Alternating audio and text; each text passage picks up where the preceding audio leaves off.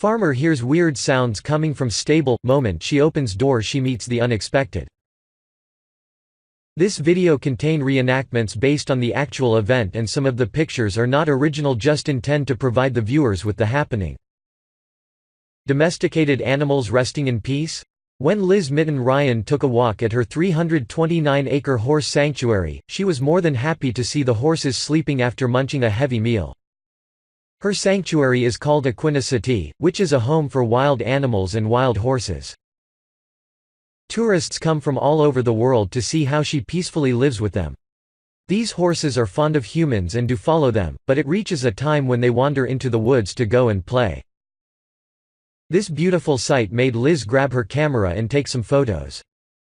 What a wonderful sight to see these wild horses deep asleep.